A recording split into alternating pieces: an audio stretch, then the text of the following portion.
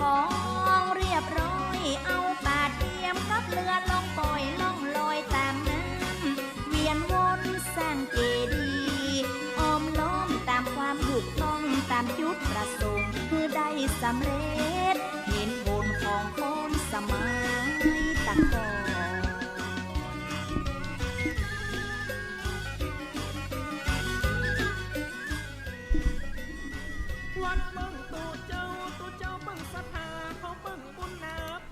ก็ยกมือ10 นิ้วกราบนอบน้อมวันตา น้อมระลึกถึงจังคุณขององค์ยังคุณของพระอรหันตสัมมาสัมพุทธเจ้าผู้แสวงหาซึ่งประโยชน์อันยิ่งใหญ่ขอนอบน้อมอย่างพระสัทธรรมคำสอนขององค์สมเด็จพระสัมมาสัมพุทธเจ้าที่ได้ตรัสแสดงไว้ดีแล้วก่อนนอบน้อมอย่างพระสงฆ์สาวกหมู่ใหญ่ผู้มีทิฏฐิอ่อนหมดจดระงดงามโดยเสียงกล่าวของข้าพเจ้าขอถวายความเคารพนอบน้อมไว้สาไปยังครูบาอาจารย์พระเถรานุเถระพระภิกษุสงฆ์สามเณรพระสังฆาธิการทรงสมณศักดิ์บัณฑิตนักปราชญ์ท่านผู้มีความรู้ทุกรูปทุกตนทุกองค์มาโดยความเคารพและขอเจริญสุขสวัสดีมายังพ่อออกแม่ออกศรัทธาอันมีพ่อหม่อนแม่หม่อนพ่ออุ้ยแม่อุ้ยปีป้าน้าอาท่านผู้ฟังผู้มีบุญทุกท่านที่ติดตามรับฟังธรรมะยามแรงทางสถานีวิทยุเพื่อการศึกษาพระพุทธศาสนาและวัฒนธรรมจังหวัดเชียงใหม่ 104.5 เมกะเฮิรตซ์โดยการส่งลิงก์สัญญาณไปณสถานที่ตั้งของสถานีวิทยุคือวัดไฟหินตำบลสุเทพอำเภอเมืองจังหวัดเชียงใหม่โดยความเมตตาธรรมของท่านอาจารย์พระครูสมุวิสุวัตรวรกิจโจผู้อำนวยการสถานีวิทยุผู้เปี่ยมล้นไปโดยแห่งความเมตตาธรรมโยมพ่อโยมแม่ช่วงนี้อากาศหนาวร้อนก็ระมัดระวังสุขภาพร่างกายตัวซึ่งมันมีการเปลี่ยนแปลงอยู่ตลอดเวลานี่เอง เป็นสิ่งที่ผู้คนเฮานั้นบาสามารถที่จะห้ามธรรมชาติว่าเมื่อร้อนเมื่อหนาวเฮาบ่สามารถที่เราจะห้ามได้แต่เฮาสามารถที่จะป้องกันได้ฉะนั้นก็รักษาสุขภาพร่างกายของคนเฮาวันนี้ก็เป็นวันที่19แห่งเดือนมกราคมพุทธศักราช2567ผ่านมาแล้ว19วันเวลาของเฮาแก่อย่างเข้ามาผ่านเปลี่ยนแปลงไปทุกขณะเวลานั่นเอง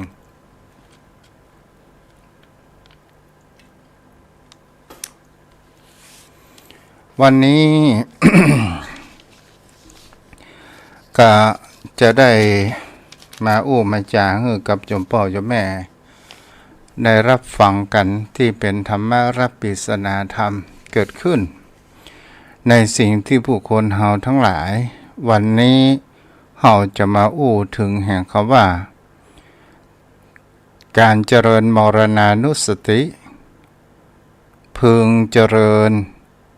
โดยแห่งคำว่าบุคคลผู้มีอินทรีย์อ่อนพึงระลึกอาการ8ประการคำว่าพิจารณาในการเจริญมรณานุสติก็คือหมู่อสุภกรรมฐานในวิถีชีวิตของผู้คนเฮานั้นพระพุทธองค์นั้นได้ตรัสในไว้พระไตรปิฎกว่าเฮาจะควรทำอย่างไรในการที่เฮาจะพิจารณาเจริญมรณานุสติเพื่อเฮานั้นบ่มีเกิดแห่งความบาดสะดุ้งและเฮาจะหาอุบายอันใด ที่เราจะเจริญมรณานุสตินั่นเองพระองค์นั้นได้ตรัสไว้อยู่8ประการก็คือ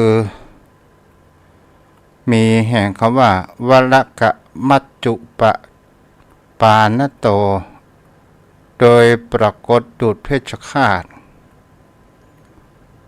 2ก็คือสัมปติวิปติโตโดยวิบัติแห่งสมบัติ3อุปสังหารณโตโดยเปรียบเทียบกายหุสารณโต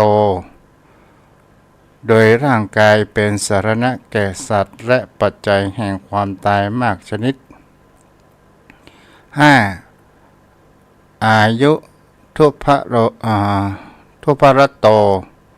โดยอายุเป็นของอ่อนแอ 6. ก็คืออนิมิตโตโดยมีชีวิตในไม่มีนิมิต 7. ก็คืออาทนะปัจเฉทะโตโดยชีวิตมีกำหนดการคณะปริตะโตโดยมีชีวิตมีขณะสั้นวันนี้เราก็จะมาอยู่ข้อประการแรกปนบอกว่าเราลึกถึงความตายสบายดีนักมันหักรักหักหลงในสงสารบรรเทาโมหันอันตการทำให้หายหันสะดุ้งไม่ยุ่งใจวันนี้เราก็มาอยู่กับกันในการบทสนทนาธรรมเพราะนั้นสายันก็เตรียมรับโทรศัพท์วันนี้ทาง Facebook เพราะนั้นอินสมมาเจ้ากันเด้อวันนี้เนาะ0หกอำเจอกะ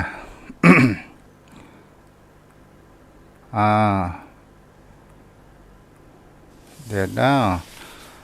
ก็คือเขาว่าเพชฌฆาตดูดอย่างกับเพชฌฆาตสัทธาญาติโยมทั้งหลายได้สิ่งที่ทุกเจ้านั้นได้เอาออกมาจากพระไตรปิฎกเฮาก็ดูเขาว่าเพชฌฆาตที่จะคอยตัดศีรษะเนาะเพราะนั้นจ๋าท่านเจ้าด้วยความเคารพอย่างสูงยิ่งครับเจ้าวันนี้มาอู้จาในการเจริญมรณานุสติในเรื่องแห่งชีวิตของผู้คนเราที่จะต้องเจอเหมือนกันทุกคนนั้นก็คือความตายแต่เราจะตั้งอย่างใดอยู่ด้วยความไม่ประมาทพระพุทธองค์นั้นได้ตรัสไว้เหตุแห่ง8ประการเกิดขึ้น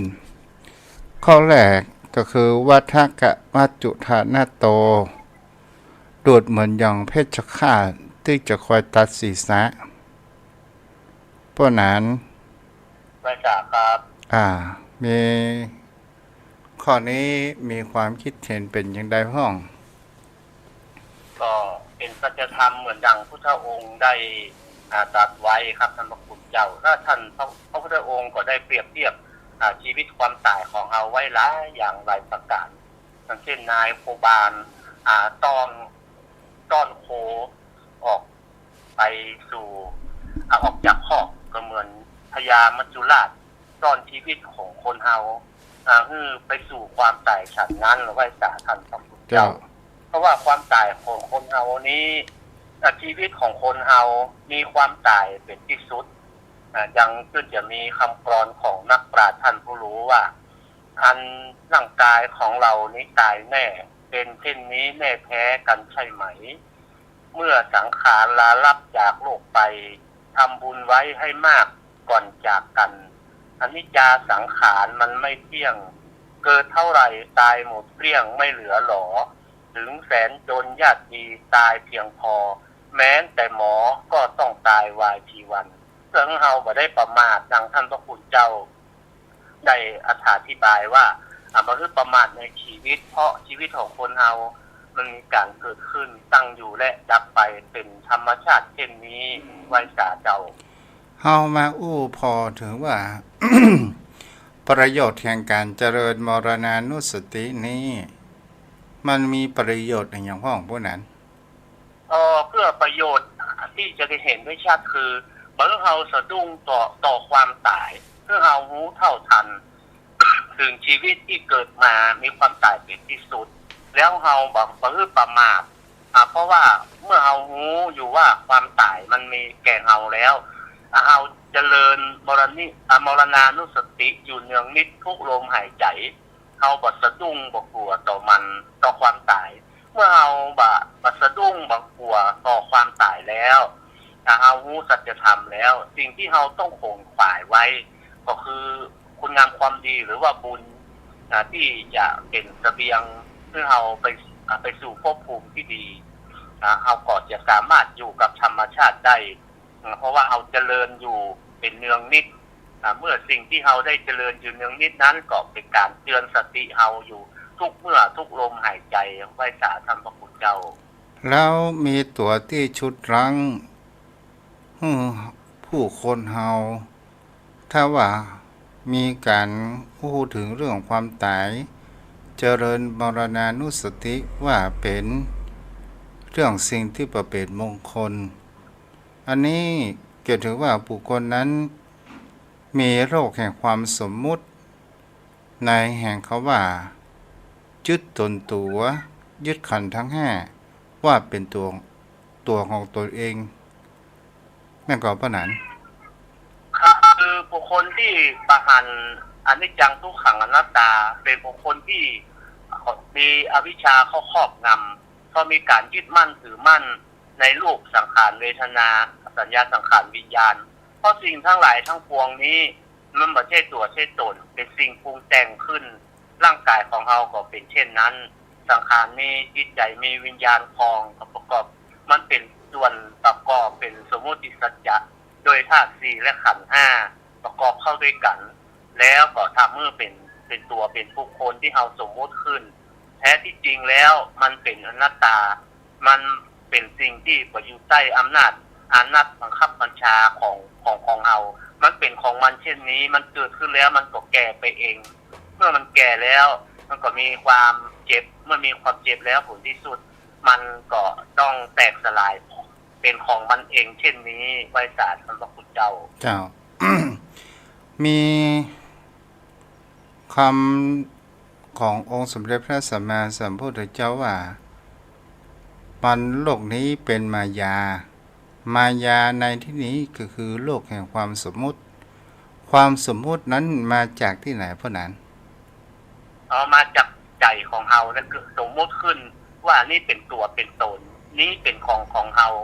นี้เป็นสิ่งที่เรายึดมั่นถือมั่นนี้เป็นสิ่งที่เราสามารถบังคับมันได้แล้วเราเป็นเจ้าของมัน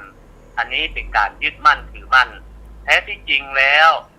การเจริญมรณสตินี้ก็ใช่ว่าเป็นมงคลท่านพระพุทธเจ้า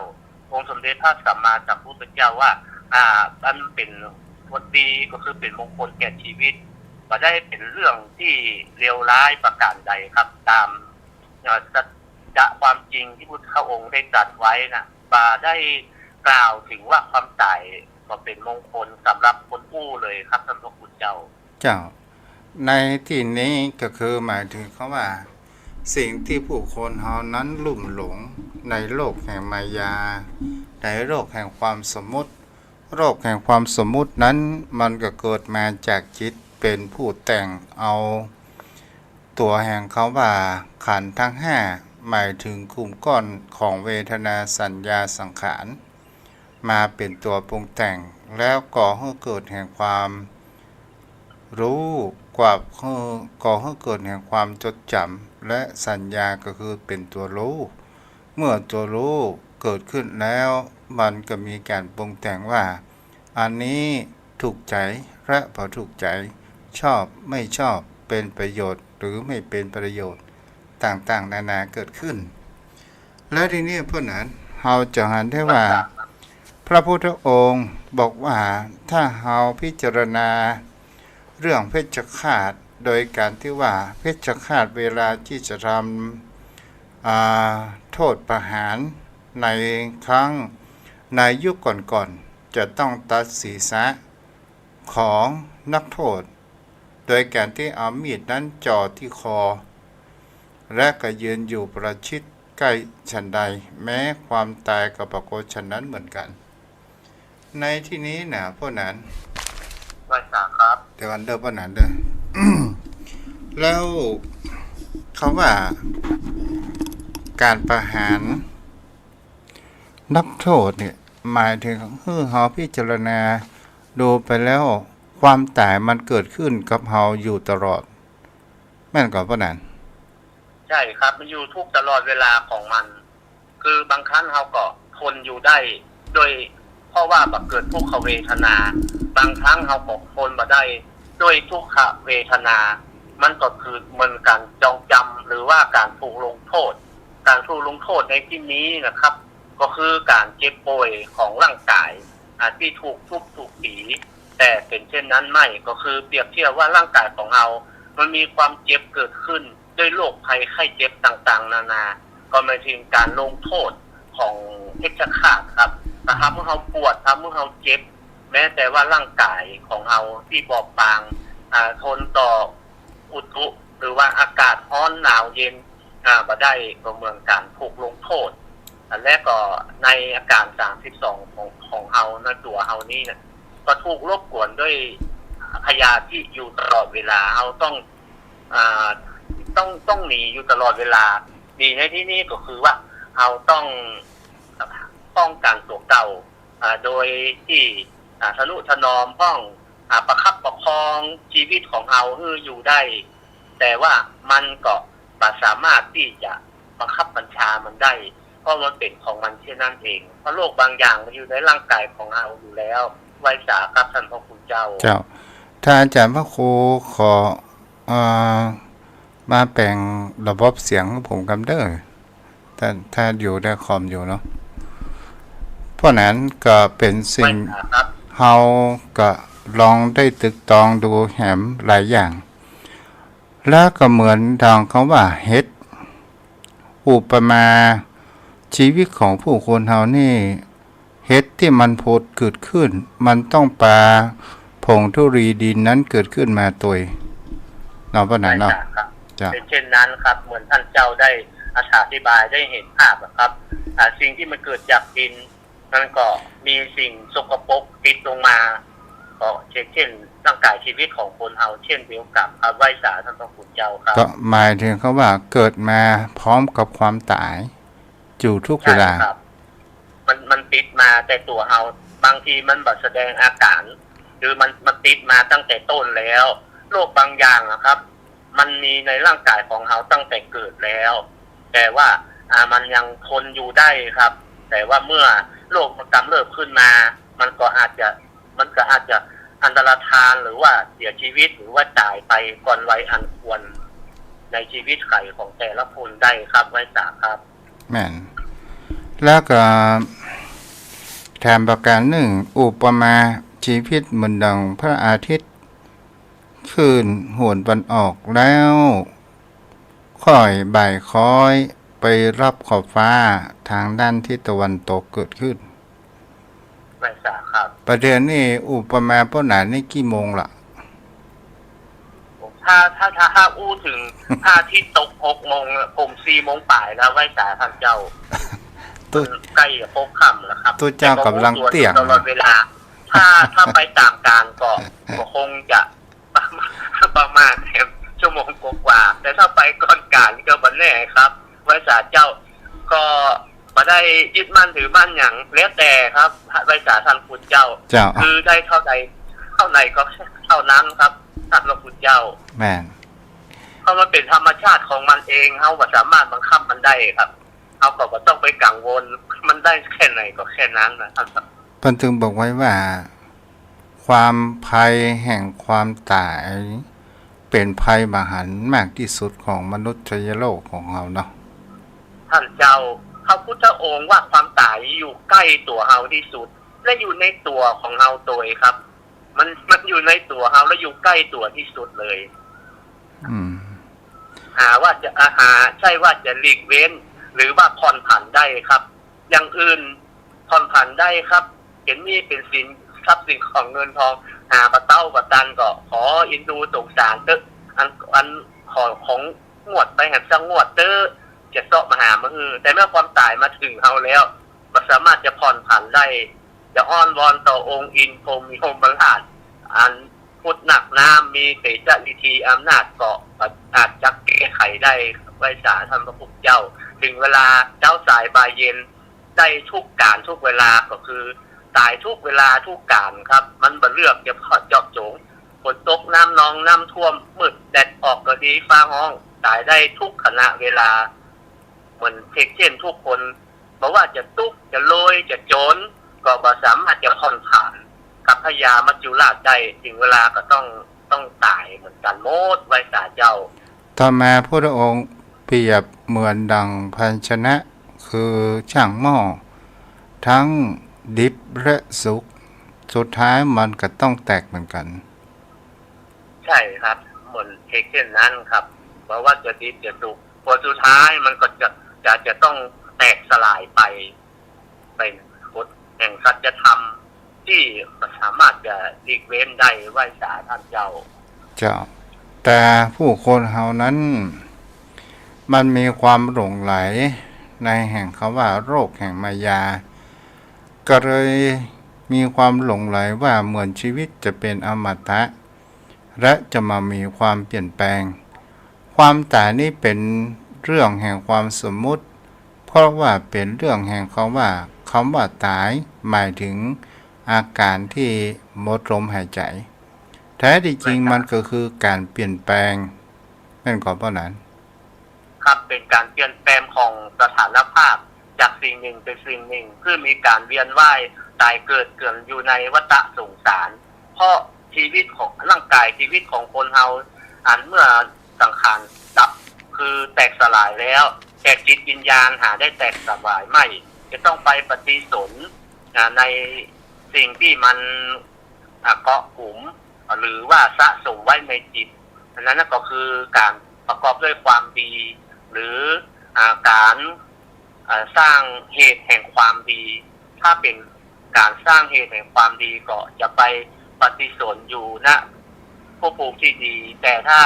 สร้างเหตุแห่งความบดีความชั่วก็ต้องลงสู่ที่ต่ำมีอบายภูมิเป็นต้นผมก้าวของผมคิดเป็นเช่นนี้ไว้สาท่านพระพุทธเจ้าถ้าหาอู้ไปแล้วเพราะนั้นเหมือนดังเฮามีชีวิตอยู่เนี่ยเฮาอยากจะมีเงินทองอยากจะมีฐานะเฮาก็ต้องมีความภาคเพียรเพื่อที่จะได้มาแห่งทรัพย์สินสมบัติต่างๆนานาเกิดขึ้นแล้วก็ด้วยความขยันหมั่นเพียรและความอดทนซึ่งเป็นคุณสมบัติแห่งความสำเร็จและในสิ่งเหล่านี้เพราะนั้นเราจะหาได้ว่าบุคคลที่มีทรัพย์สินเงินทองก็เพราะว่าเป็นบุคคลที่หาเงินหาทองและอดออมเมื่อมีเงินมีทองอยู่มากเราจะหันคุณค่าและประโยชน์โดยความนึกว่าเรานั้นมีความสุขโดยการที่เราใช้ทรัพย์นั้นไว้ใช้จ่ายตลอดจนถึงซื้อกินซื้อยารักษาโรคและกยาตัวของเราเองนี่เป็นอันนี้ก็คือเป็นสิ่งที่เราลองพิจารณาแห่งกรรมหนึ่งว่า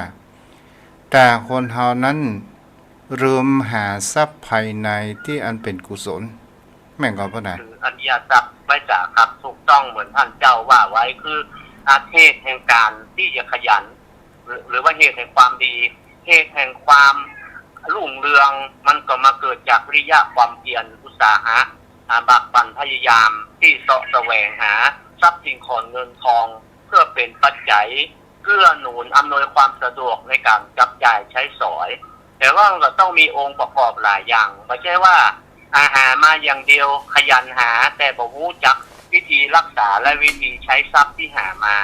เพราะว่าทรัพย์สินของเงินทองนั้นมันเป็นปัจจัยภายนอกมันไม่ได้เป็นอริยทรัพย์ไม่ได้เป็นปัจจัยภายใน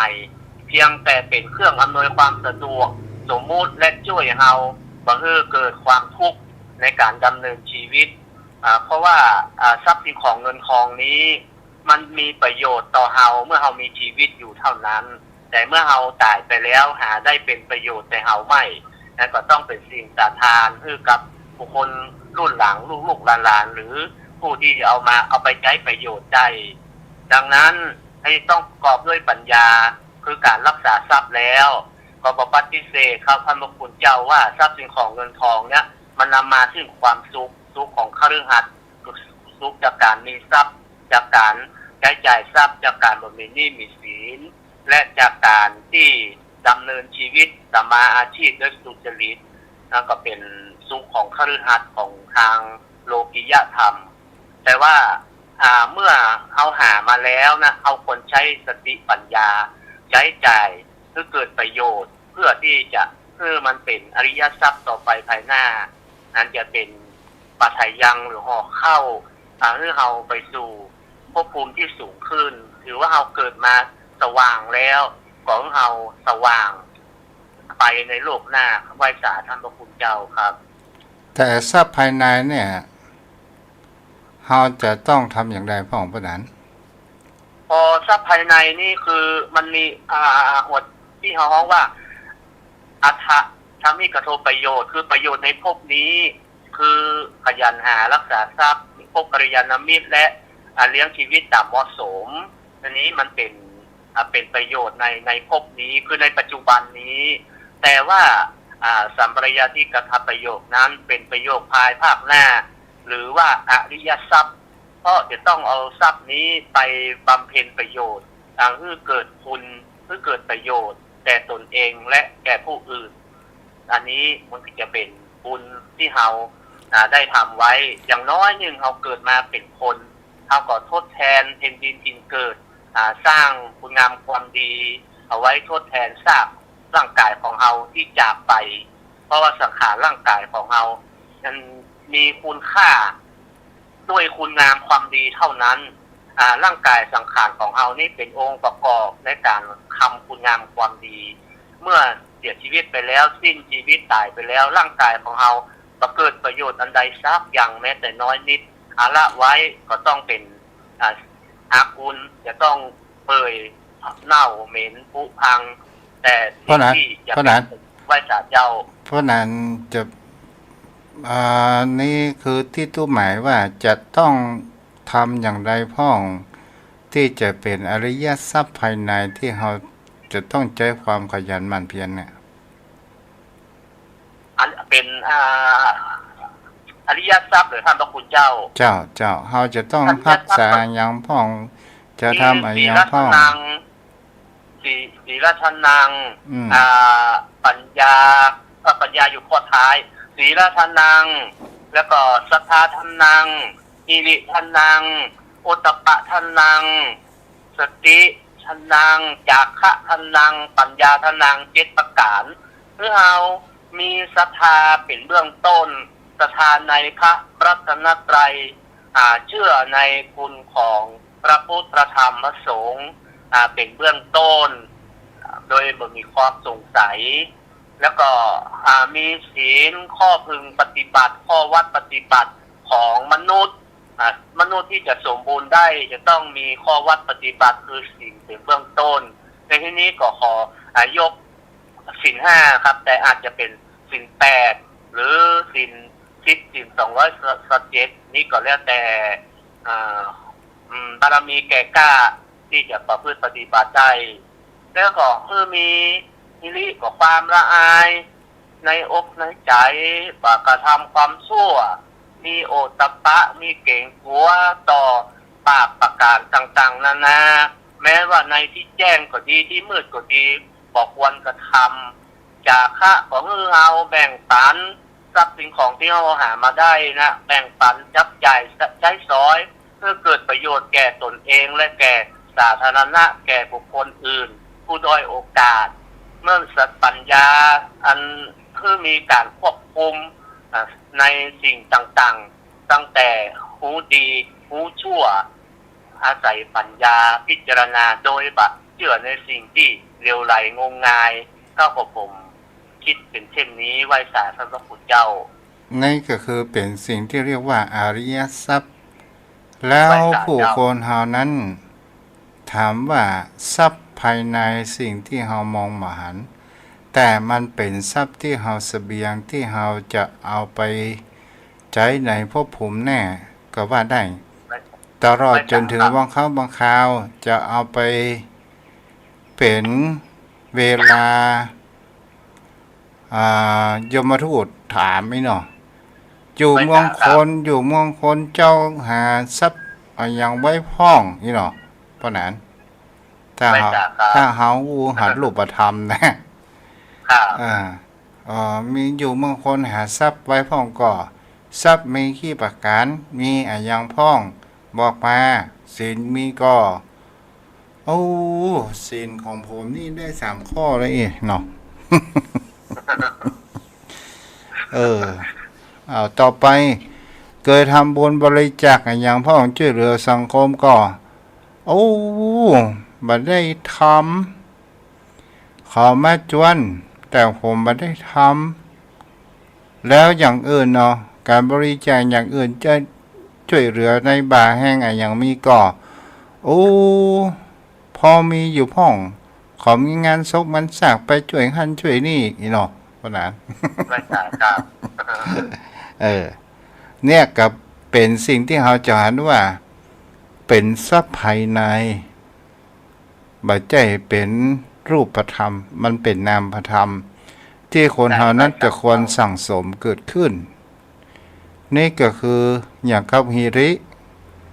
ความละอายในเก่งกวดในต่อบาปต่างๆนานาเนี่ยเจ้าเป็นอย่างตายผมไปยิงเปิ้นครับคิงบักเก่งกวดต่อบาปต่อกรรมไงฮะไปมรดกไปทำดีก็ย่อมได้ดีทำชั่วก็ย่อมได้ชั่วท่านพระพุทธเจ้าก็ผมคิดตามพุทธพจน์หรือว่าสัจธรรมที่องค์สมเด็จพระสัมมาสัมพุทธเจ้าได้ตรัสไว้และสิ่งนี้มันจะจดในจำในใจของเราไปโดยตลอดคือผู้คนที่เห็นดีเห็นชั่วคือตัวของเราก่อนคนอื่นบรรลุบ่เห็นแต่ตัวเราย่อมรู้ดีเราสามารถที่จะปกปิดบังตัวเก่าได้ไว้สาท่านพระพุทธเจ้า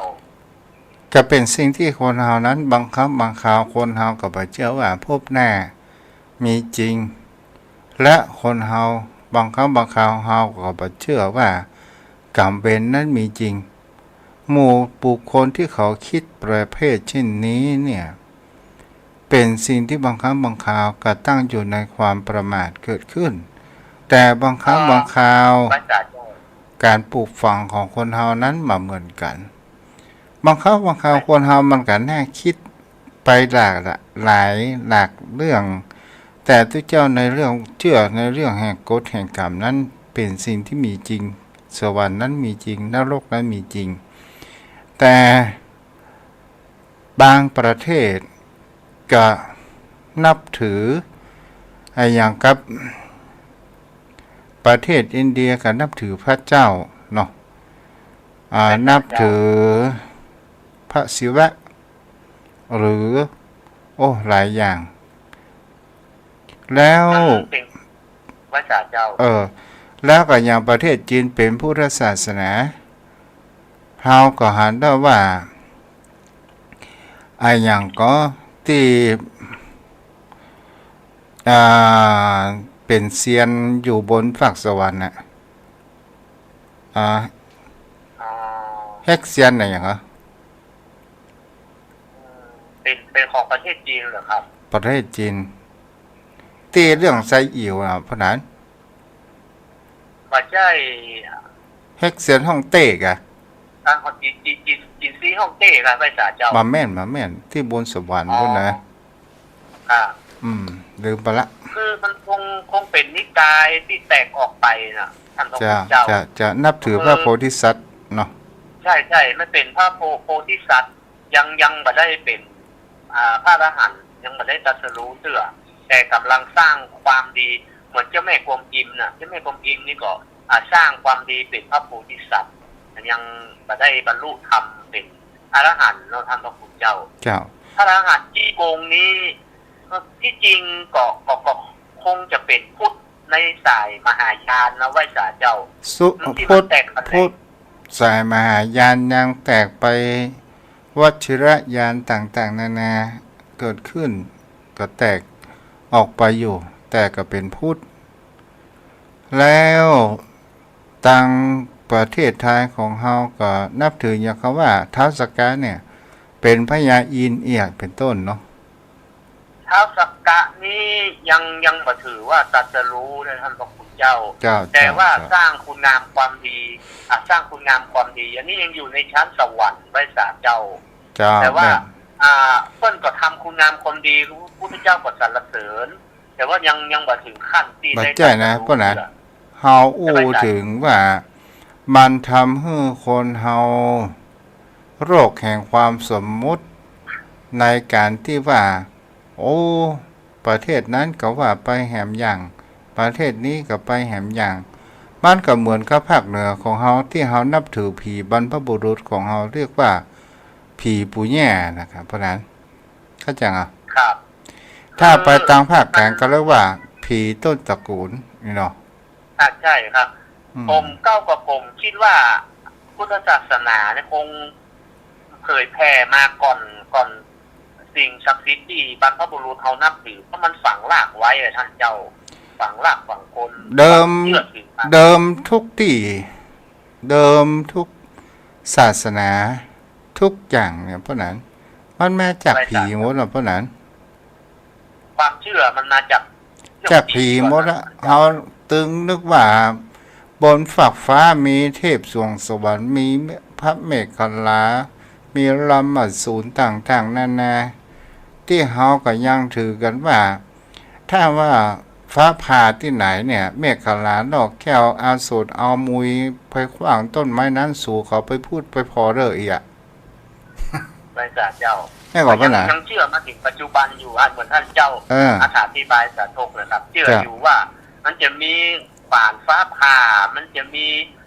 ฝานของอสูรรามสูรอยู่อย่างพระเจ้า เจ้า แต่นี่ถ้าอู้ทางวิทยาศาสตร์ก็เฮาก็หารว่าสิ่งสารเคมีบนฝั่งฟ้า มันมากระทบกันความร้อนกับความเย็นอุณหภูมิข้อบวกข้อลบต่างๆนานาเกิดขึ้น ถ้าถามว่าเป็นลำมสูรเป็นเมฆขลาเฮาก็หาเป็นตัวเป็นตีนครับเพราะนั้น คือคงจะเป็นเทพเจ้าที่สมบูรณ์ขึ้นนะท่านเจ้าตามความเชื่อเขากับบาหันมันอย่างท่านเจ้าว่ามันบาหันเป็นตัวเป็นติ้นอย่างคือคงจะสมมุติขึ้นสมมุติสัจจะคือวันนี้มันคือเทพเจ้าแห่งความที่บนบันดาลอย่างสักอย่างคือสำเร็จความสำเร็จเรื่องความรักกายเรื่องความปรารถนาคงประมาณนี้ไม่ทราบเจ้าก็เป็นความเชื่อมันไม่ได้เป็นศาสนาไหว้จ่าท่านพระคุณเจ้าและแห่งประการหนึ่งป้อนหนาลองสังเกตศาสนาทุกศาสนา จะแสดงในเรื่องอิทธิปาฏิหาริย์มากและก็ให้เกิดศาสนิกนั้นเกิดแห่งความเลื่อมใสต่างๆนานา จะมีความน่าถือเป็นเบื้องต้นนะไหว้จ่าเจ้า เจ้า แต่สิ่งที่สำคัญมากก็คือหมายถึงก็ว่าอย่างเช่นในพุทธศาสนาบ้านเฮาที่มันแฝงด้วยกับคำว่าผีเวลาที่เฮาไปซักงานเพื่อป้องกันให้หนังเหนียวเปิ้นก็บอกว่านี่ห้ามผิดศีล5เด้อถ้าผิดศีล5หนังมันเหนียวห้ามไปกินบ่เขือมื่นพักปังห้ามกินประคามป้อมต่างๆนานาเกิดขึ้นอย่างนี้เป็นต้นเนาะ อันนี้เป็นความเชื่อนะท่านเจ้าเนาะ อันนี้ก็เป็นเฮาก็พอแล้วเป็นมันก็เป็นความเชื่อ แต่เป็นกลอุบายแห่งครูบาอาจารย์ที่ว่าเฮ้อมีศีล5เด้อเพราะว่าเฮ้อมีสัจจะเนาะ ครับผมยังมีศีล5นี่ยังพอฟังได้ว่าเป็นข้อปฏิบัติของมนุษย์เป็นพื้นฐานทางคุณธรรมแต่ว่าไอ้เรื่องกินนะท่านเจ้ามันจะแฝงด้วยปริศนาธรรมเลยนะครับผมก็ได้ยินนะครับห้ามกินบะเขือมื่นห้ามลอดตองกล้วยงำเครือห้ามกินแกงบะฟัก ห้ามกินข้าวบ้านศพเคยได้ยินอยู่ท่านเจ้า แต่รุ่นก่อนๆนะเพิ่นก็มีแต่นะคาถาอาคมแล้วเพิ่นก็ถือกันแต่นะไหว้ศาลเจ้าแต่คนถือนั่นก็จะต้องรักษาศีลไม่ก่อนพระนั้น ใช่ครับรักษาศีลครับท่านพระคุณเจ้าขอโทษเด้อผมเคยได้ถามคนที่เพิ่นถือเข้าท่องคาถานะเพิ่นถือครับแม้แต่เดือนดับเดือนเพ็งเดือนค่ำไปค่ำเพิ่นบ่เสพกามนะท่านคุณเจ้าเพิ่นจะนอนที่นึ่งต่างหากเพิ่นถือเข่งแต่น่ะแล้วก็ห้ามไปกินข้าวบ้านศพเนี่ยอ๋อไหว้ศาลเจ้าข้อบางอาจารย์ก็ห้ามไปกินข้าวบ้านศพ มีครับเดี๋ยวนี้ก็ยังพอมีอยู่ห้องอ่ะที่เพิ่นถือกันท่านพระคุณเจ้ามันจะหายมาประมาณ40-50 กว่าปีนะครับก็ต้องก็ปัจจัยว่าหายมิดนะคือจากก้อยหายไปก่อนนั้นมีเยอะอยู่ครับมันจะต้องอาศัยคนมีกระท่องกระถาเสกแหกเป่าไล่ผีปัดล้ำควานเนี่ยต่างๆนี่ต้องเป็นคนที่มีกระท่องกระถานะครับคนจะไปหารักท่านเจ้าแล้วทำไมผู้คนสมัยแต่ก่อนเพิ่นเชื่อครูบาอาจารย์และประพฤติปฏิบัติตามแล้วเปิ้นก็มีเหมือนเขาว่าความศักดิ์สิทธิ์เกิดขึ้นก็เพราะการรักษาศีลนั่นก็เพราะนั้นใช่ครับเปิ้นรักษาศีลอย่างเคร่งครัดอย่างอุกฤษท่านพระคุณเจ้าคือเปิ้นมีข้อจำกัดของเปิ้นรักษาเปิ้นก็รักษาแต่ท่านพระคุณเจ้าพวกด้วยอำนาจของศีลเนี่ยก็จะทำให้มีคนเคารพนับถือศรัทธาและสร้างความขลังคือกับตัวเปิ้นโตยไหว้ศาลเจ้าแล้วก็อย่างเขาว่าประเภทหนังเหนียวเขายิงปืนบ่ออกนี่เนาะเพราะนั้นเคยปะอันนี้ที่เคยคือเปิ้นฮ้องอย่างฮะงมแค่หมูในน้ำฮ้อนน่ะท่านในน้ำมันฮ้อนน่ะตอนนั้นเป็นเนนน้อยอันตุมาจะท่านเจ้าขยักเข้าอันลงพอแค่หมูน้อยพระเอาถ้วยมาผมเอาถ้วยมาแกงงมวานแค่หมูในน้ำฮ้อนวางตังหน้าโอ้ลุงยังมาใช้ปากปักเปิ่งอย่างเอาเนี้ยแล้วเขาผมไปเขาทีหลังเขาว่าเมื่อมันมีคาถาแล้วมันมีว่านอยู่กันฮ้อน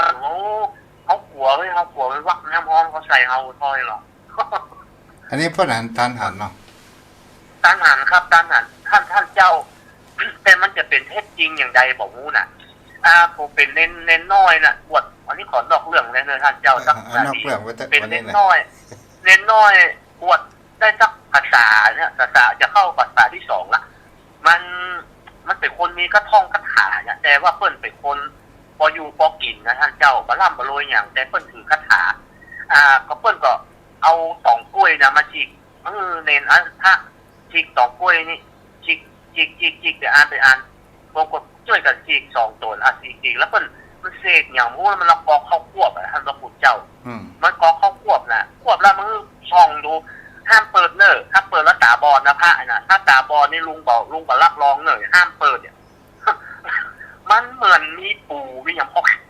อกแค่มันเหมือนมันจะไตออกก๊อกท่านพระคุณเจ้าแล้วก็กองเป็นกองมืดมันว่าห้ามเปิดนะถ้าเปิดแล้วตาบอดเนอผมเอาหูฟังเน้นก็ฟังวันนี้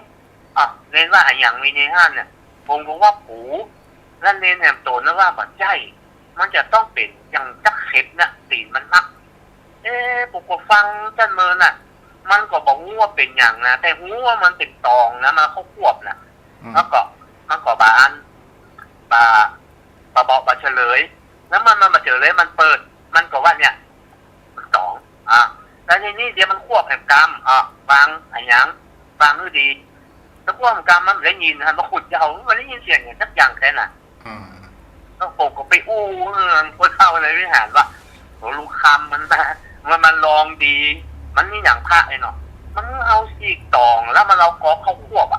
เอาฟังมันเหมือนปูแล้วก็แค่แล้วพระเปิดของมันก่อน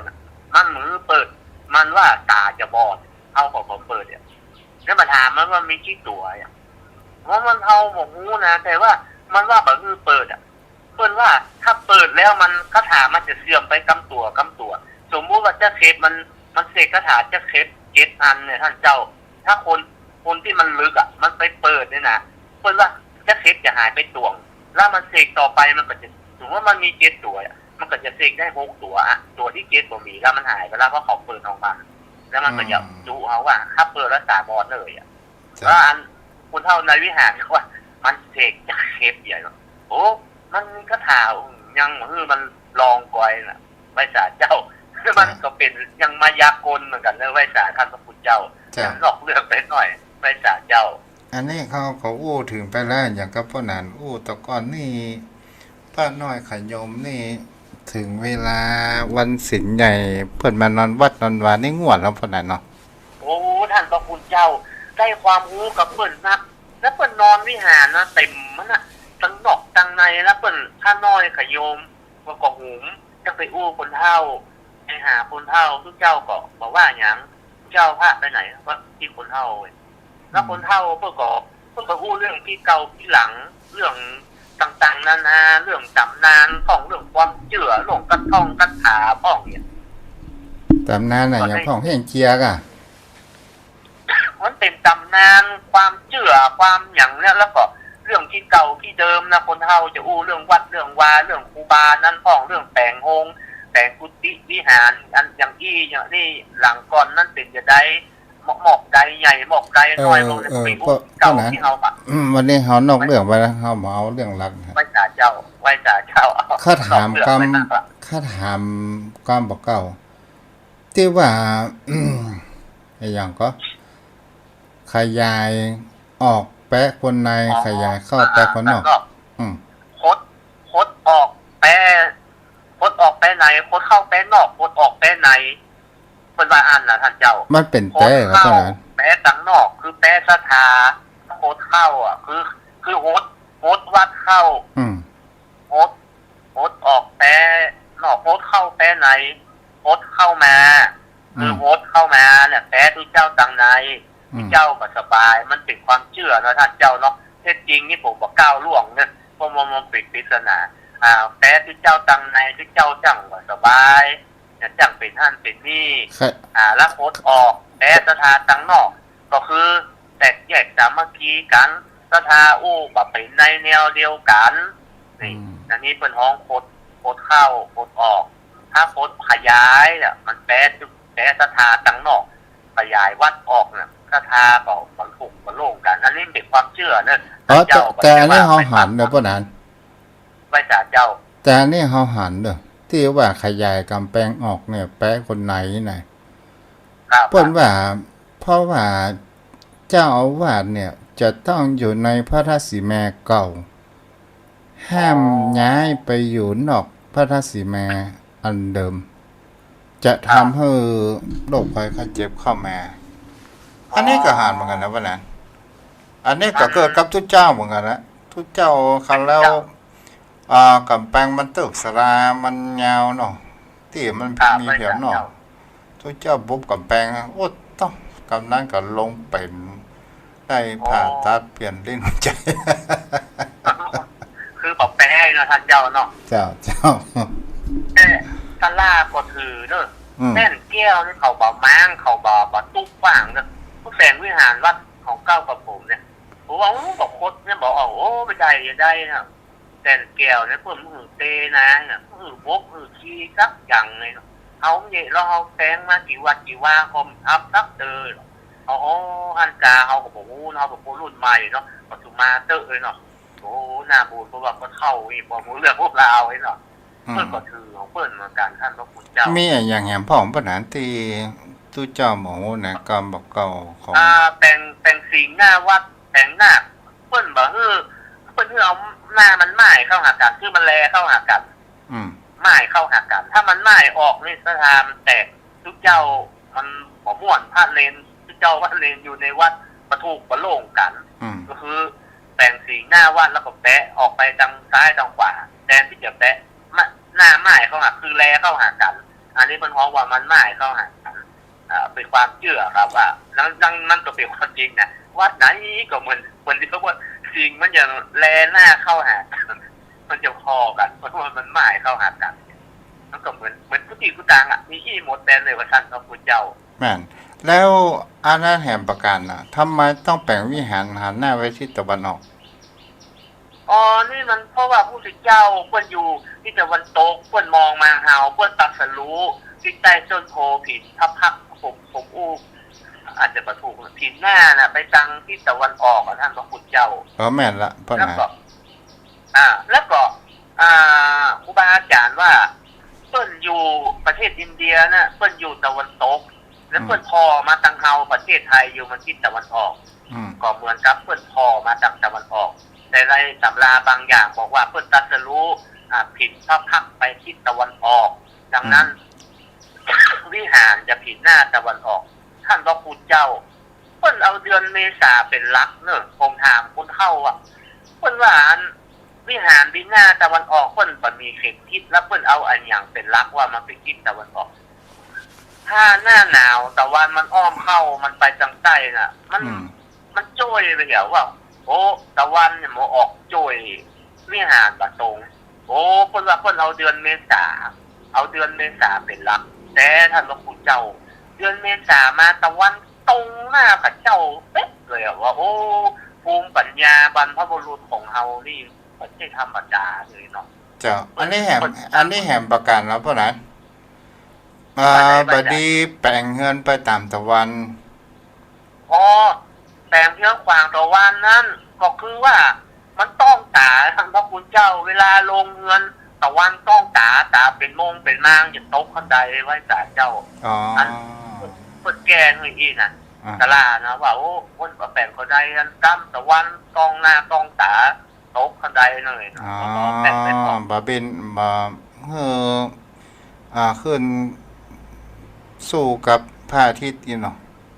ครับใช่ครับท่านพระคุณเจ้าแล้วก็การแต่งเฮือนก็เพิ่มโคนตะกอนก็กระถือนะก็คือปั้นบัวก็ใช่วัดใช่วาอายุสั้นปันสายมันคนธรรมดาเนี่ยการอยู่บ้านอยู่บัวก็ได้เพราะว่าบัวนี่เป็นใจกับวัดเป็นใจกับสถานที่สำคัญศิลาแรงเหรอวะนั้นศิลาแรงก็บ่คือแปลงกับบ้านครับท่านพระคุณเจ้ามันพอดีมันแปรว่าบ้านมันจังห่างจังอยู่บ่ม่วนนี่หรอกอันนี้ก็เป็นความเชื่อหลายอย่างหลายประการศิลาแรงนี่เป็นของกู้วัดนี่เนาะใช่ครับจะเป็นของอยู่กับวัดอยู่กับกู้กับวัดแต่งกับแปลงห้องวันเดียวนี้ก็ปูทั้งพื้นโดยท่านเจ้าใช้ศิลาแรงแต่ถ้าศิลาแรงเอาปูในบ้านนี่ได้หรอเพื่อนบากระทำกันนะท่านพระคุณเจ้าเพื่อนจะเอาใจสิ่งงานวัดส่วนใหญ่ถ้าหันตามบ้านจะบ่มีนอกจากไม้หินหรือว่าโอ้บัดเดียวนี่มีสปะนะปะนั้นตรงเขาห้อยแถวในร้านป่ะไว้สาเจ้าบัดเดียวนี่ก็ของเก่าของเดิมของผมมาไว้ประดับทั้งบ้านจัดหนักอะครับมันเปลี่ยนแปลงไปจากยุคจากสมัยนั้นบ้านแปลงเดียวกับแปลงบัวข้างใดกับแปลงยังตัวเงาตัวหน้ามันก็มีจัดหนักอะครับแล้วนี่แหมประการหนึ่งปะนั้นบดีเผาศพวันพุธนี่เนาะเดี๋ยวก่อนวันศุกร์กันท่านพระคุณเจ้าเพราะว่าพระเจ้านี่เปิ่นเข้าต้องวันพัดน่ะก็ใช่นะวันศุกร์นี่เป็นตามภาคกลางเนาะแต่ก็ครับภาคกลางใจภาคกลางครับภาคกลางมาเดียวนี่ประเด็นนี่เฮาอู้ถึงวันพุธนะวันพุธนี่เติงบ่เสียผีดูก็คือผีบ่เสียผีเพราะว่าเวลาตานั่นอย่างผีเพิ่นบ่ฮับของวันพุธหรือวันเสาร์เจ้าแล้วใครเป็นผู้กำหนดอ่ะนะฮะใครเป็นผู้กำหนดว่าผีไปประชุมอ่ะพ่อเจ้าทรงไว้เจ้าพ่อเจ้าทรงมีบทบาทท่านพระคุณเจ้าจะพูดถึงจะว่าใดจะพักปิดอย่างใดมันก็จึงแบบแพ้พ่อเจ้าทรงนะก็เขาไปถามโอ้ไปตาลนอกวัดเนอะตาลในวัดบ่ได้กินอธิษฐานไปแล้วนะบ่ได้กินซักอย่างนะเพราะว่าไปตาลในวัดตายผิดปกติขอโทษตายก็นึกว่าเพราะว่ามันเป็นวันพระพุทธเจ้านี่นะพุทธะวันพุธอ่ะครับวันพุทธะเนี่ยเจ้าที่จริงประวัตินั้นถ้าพูดเพิ่นเข้าต้องวันพัดเพิ่นเกิดวันศุกร์แล้วก็ของเฮานี่วันพุธเพิ่นบ่เผาเพราะว่าพระเจ้าทรงว่า ตามบัได้ครับนี่หรอกมันเป็นความเชื่อนะไว้จ่าเจ้า เจ้า มันก็เนี่ยก้าวล่วงก็นักก็พอดีเนาะเดี๋ยวก็จะทัวร์ลงไงพ่อ อันนี้เฮา เอาส หัน ติ เฮา ปัญ หั ญาน ว่าเรื่องไว้จ่าเจ้า เฮาหันมาได้ก็มามีที่ไหนเด้อที่บางคราวโอ้ไปถึงแล้วอันนี้ก็มีฮั่นเตื้อมีบ้านหนึ่งเพิ่นก็เผาวัดพุธโอ้ อ๋อ เป็นว่า ชาวบ้านจะจองป่วยล้มตายกันเพื่ออำกันได้ อันเรียกว่าเก้ากล่องท่านพระคุณเจ้าเก้ากล่องนี่มันมี2 วันเนาะท่านที่ในปฏิทินน่ะมันเปิ้นหานักปราชญ์บัณฑิตเปิ้นคำนวณมันออกมา2 วัน บางบ้านก็อัน9 กล่องก่อน บางบ้านก็เอา9 กล่องหลังก็เทียงกันเนี่ยเอาว่าบ้านเอา9 กล่องไม่ใช่9 กล่องแต่ว่าละวันนี้ไม่ใช่บ้านนี้เอา ที่ปฏิทิน2ฉบับอ่ะ มี2 ฉบับเอาไว้จ่าเจ้า อาจารย์อันใดก็ดีเนาะ ก่อนนะอาจารย์ที่ตังครูอาจารย์ตังวัดหนังสือกล้องตังโคตัง โอ้ นี้นะ เฮาต้องเอาปฏิทินอันใดอันหนึ่งเฮาจะไปลังเลสงสัยหยังข้าแล้วทุกเจ้าก็ประสบเหมือนกันนะปฏิทินอันหนึ่งบ่ใช่วันเก้ากองแหวอันเป็นวันเก้ากองเฮาบอกว่า2 อันนี้จะเลือกเอาอันใดเอาอันนี้บ่ใช่วันเก้ากองเอาอันนี้เอาเข้าใจไปสอดก็ได้เขาจะหัน เขาหันแล้วเขาจะว่าเนาะ เนี่ยมันว่าแล้วมันบอกมันว่าแม่น้ำได้หูจางผีสางได้กับปาก มันบอกหูโจมท่านพระคุณเจ้าแล้วมันสร้างความม่วนอกม่วนใจให้กับเจ้าภาพที่จริงเรื่องมันแล้วไปละแต่ว่ามันมาอู้ไม่รู้เจ้าภาพก็บอกม่วนอกบอกม่วนใจ คนเฮามันนี่มันถ้าเฮาหูเพิ่นจะเอาไปวันนั้นถึงจะเป็นวันเก้ากองกระดักเสียเนาะ แต่ก่อนนี้มันไอ้ข้อมูลข่าวสารนี่มันแบบแพร่หลายที่จะหูก็มีทุกเจ้ากับอาจารย์แล้วทุกเจ้าว่าไปบอกห้าผู้จ่ายว่าเอาอันนี้ไปต่อไปเพราะมันถึงตำราอันเดียวกันทุกเจ้าว่าอาจารย์ก็หูกำกับเนี่ยเอาไปก็จบละท่านพระคุณเจ้าประเดี๋ยวนี้มันมีปฏิทินโดยแล้วก็คนก็หูเท่าบ่ถึงการก็ยึดมั่นถือมั่นโดยบ่หูเหตุผู้ผลพ้องก็กระเปะกระปะกันนะไว้สาท่านเจ้า โอ้ข้าแล้วทุกเจ้าลืมพอปฏิทินอ่ะโอ้เมินแล้วเด้อหลายสิบปีครับแล้วโอ้ปะเฮาลืมพอปฏิทินเอาไปวันนี้เลยอีกอ่ะเอาไปไว้2 คืนเพราะว่าเปิ้นมามีเงินทองเนาะเขาว่าเอาถ้าอันนี้ไปเลยโอ้มาพอปฏิทินคำนวณพอโอ้มันเป็นวันเก้ากองเนี่ยมันไปหยังอู้ไปแล้วไอ้กัน มันแล้วละเป็นหยังมันก็บ่มีปัญหาหยังนำบ่นั้นมันก็บ่มีปัญหาหยังท่านพระคุณเจ้ามันก็มันเหมือนกับว่าที่นี่มีผีกันเด้อเฮาบ่ฮู้เฮาก็ไปนั่งไปอิงต้นไม้อยู่ฮั่นจันเมินน่ะแล้วเฮาฮู้มาไม่รู้เฮาก็บ่กล้าเดียมๆเลยอ่ะแบบไปนั่งแล้วต้นไม้น่ะเย็นได้ก็จ้างได้เพิ่นว่าผีกันก็นั่งมาเป็นฮู้ที่เตื้อแล้วก็เป็นหยังน่ะก็บ่ก้องฮู้แล้วก็บ่ม่วนแม่นมันเป็นพุทธพราหมณ์แล้วมันบ่ใช่พราหมณ์มันบ่ใช่พุทธโดยตรงท่านพระคุณเจ้ามันเป็นผีก็พุทธเนาะพราหมณ์ก็บ่ใช่พราหมณ์บัดเดี๋ยวนี้เฮาก็ลองพอบางวัดเปิ้นแปลงพิษณุนี่เป็นของพราหมณ์เป็นของฮินดูโดใช่แต่พระเจ้าเนี่ยท่านเจ้ามันมีก็คำสอนนะแม้แต่ว่าพระพุทธรูปเนี่ยเพิ่นเกิดพุทธานุสติ ได้ระลึกถึงพุทธคุณของพระพุทธเจ้าประเจ้าไปถือเรื่องโชคลาภเรื่องรางของขลังว่าองค์นี้เก่งองค์นี้ศักดิ์สิทธิ์องค์นี้บันดาลโชคได้มันก็พระเจ้าองค์เดียวกันนะวัดไหนมันก็อันเดียวกันนั่นแหละแต่ชื่อเหมือนกันสักวัดเนาะท่านพระพุทธเจ้าคนใจคนเดียวอันนี้พระพุทธรูปประทานโชคอำนวยพรล้านร้อยล้านโอ้ไว้จ่าเจ้ามีสปะสเปดนะเจ้าเนาะเนี่ยโลกแห่งความสมมุติมายาเนาะเจ้าอันนี้แหละสนใจบริพาโชคนั่นแหละ คือที่พระโมคคัลลาภาษาลีบุตรไปจวนมหาพุทธเจ้าถามว่าคนโง่คนลวกอันไหนมีนักเนี่ยถ้าคนบอกว่าคนโง่มีนักไปอยู่กับคนลวกเถอะเอาอย่ากินกับคนเหงาเนี่ยมันยังไงมันก็มีมาตั้งแต่ต้นละไรจ่าเจ้ามันถูกมาถึงปัจจุบันเนี่ยจ้ะผู้ที่เจ้าเป็นผู้รู้ผู้ตื่นผู้เบิกบานหรือชุบไปเตอร์พยาวโจกลาบจะแก้บนคนจะบนคนไข่ต้มเพราะนั้นหมดเวลาละวันนี้มันได้เปิดสายหน้าใหม่กันอันมันนอกเรื่องไว้เราไรจ่าเจ้าครับขอกราบแทบใจเวสาเมตตาบารมีธรรมท่านพระคุณเจ้าคือคติธรรมอุทาหรณ์สอนใจคือกับญาติธรรมนะครับขอท่านญาติธรรมทุกท่านผู้มีจิตใจใฝ่ในธรรมใกล้ในธรรมในการนำไปประพฤติปฏิบัติขอให้ได้ดวงตาเห็นธรรมเหมือนกันทุกท่านทุกคนที่ได้ศึกษาไปด้วยกันขอสวัสดีครับปัจจุบันผู้ติดตาม Facebook ก็มีตามป้านานอินสมแม่ทองคำที่วงคำธงชาติและเพลงชาติไทยเป็นสัญลักษณ์ของความเป็นไทยเราจงร่วมใจยืนตรงเคารพธงชาติด้วยความภาคภูมิใจในเอกราชและความเสียสละของบรรพบุรุษไทยประเทศไทย